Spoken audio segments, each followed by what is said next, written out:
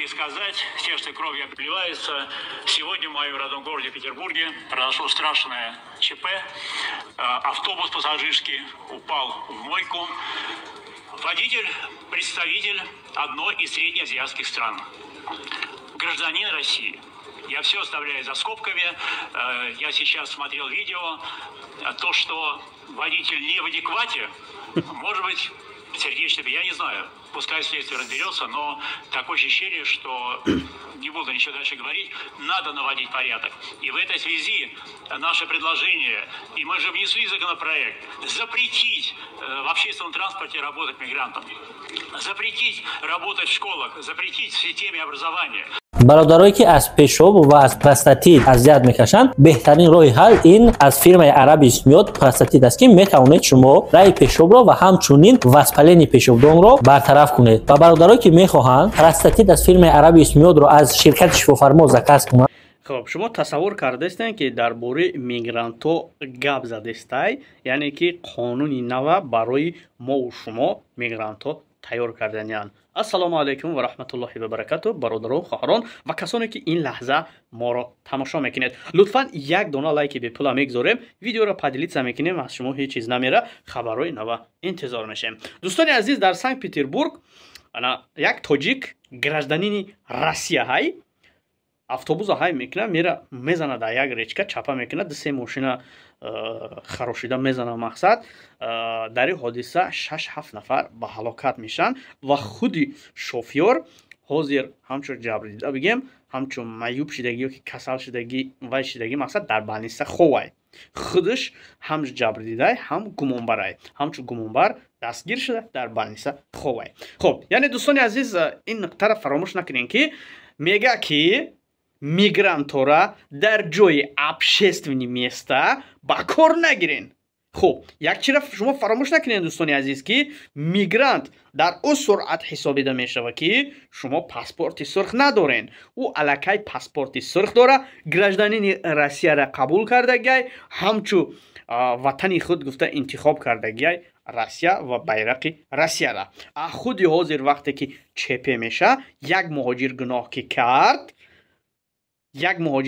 кард як гуноҳа дар сари ҳамаи муҳоҷиро бор мекунанд. хуб дӯстони азиз албатта и ошибкае ки мақсад ино кардаистиянд и бениҳоят ошибкаи калонай яъне и бениҳоят як зарари бисёр барои муҳоҷирон мерасонад ва расонида ҳам метавонад албатта.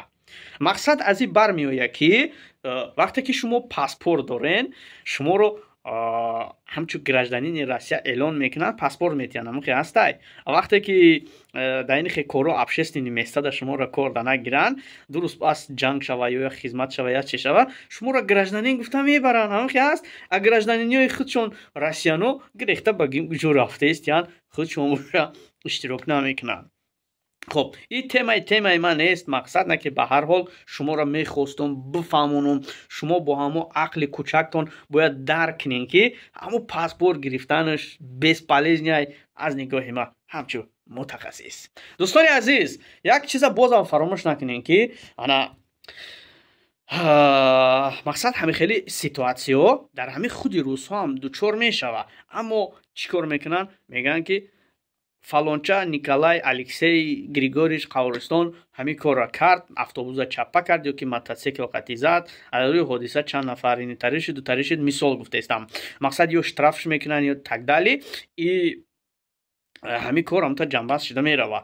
вақте ки ин кор муҳоҷир ки кард тамом ин муҳоҷир ҳам нест дӯстони азиз ин муҳоҷир ҳисоб намешавад чунки и паспорти Россия дора Россияра интихоб кардагай зану фарзандиш қати дар худи Россия зиндагӣ мекуна яъне дар Тоҷикистон нест дар Тоҷикистон зиндагӣ намекуна фаъолият намекуна ва худи Тоҷикистон ҳам худо медона ки дар чанд сол як бор меоя оё занг мезана ё намезана фаромӯш кардагиай البته.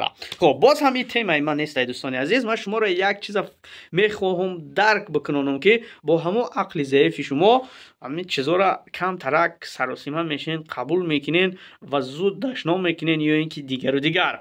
یعنی این خطاگی شما ای. یعنی شما یک چیز نگاه کنین که شما در وقت باور میکنن این قدر دو میکنین پروستا تک پاسپورت نمیتن یا سومقت یا تک دالی مقصد انا در این خیلی کورو که شما را کرده که نگیرن اگر همین قانون بررسی کننده مثال قبول کنن ولی پروستا پیشنهاد ای. وقتی پیشنهاد که شد سیا قبول که شد دیگه میگرانت را در کوروهای ابشستانی نمیگیرن. میگران نگاه که در پاسپورت سرخ داره او را میگران میگن. خب بیره قبول نمیکنن. وقتی که جنگ شوه سراز چی میکنن میبرن جنگ در البته را. خب همه چیز شما در کره یا که نه. ما چی گفتنیم از پتن جانمونیم. پتن جانمه نورید چشمانمه و دبته کی میشی ارزانه. خب دوستان عزیز و مهربان درباره اینا اگر گپ زنیم ساعت ها گپ زده میریم اما متاسفانه به نفرهایی که میفهمن عقل کم ترکی کم باشه برای فهمیدنش مشکلی نیست. انشالله آدم فهمیدگی فهمید. شما میتوانید فکر و عقیده خودتان رو در زیر کامنتری بنویسونید و ویدیو را به یگان خویش و تبار نزدیکان پدیلیت سکنید بگین که همین بابای یوانی چی گفته است که همه در فکر همین شما روزی هست نیستین گفته در کامنتری پیام بنویسونید. باقی در پناه الله مهربان بمانید. دعاگو هستیم که تاجیک ما همچی یک تاجدار اعلان شده. دوستان عزیز فراموش نکنین ما تاجیکی تاجدار هستیم. انشاءالله به اذن الهی تاج بزودی سر نمیگیریم. این کلاهی که میبینی تاج است. در نظر ما تاج است. این تاج سر نمیگیریم. خب خدا نگهبان ما و شما باشد. چی گفتنیم در آخر ویدیو؟ در آخر ویدیو همه گفتنیم که انا خودتان احتیاط کنین. روسیه روز تا روز سال تا سال قین میشوه. بیهوده گردی نکنین. سومی که با عذاب و مشقت جمع میکنین مقصد بیهوده را از خود نکنین. بیاین وطنی عزیزمان را باز هم گلگل شکوفان گردانیم. باقی در امان الله تا ویدیوی آینده. خداحافظ. السلام علیکم و رحمت الله و برکاته.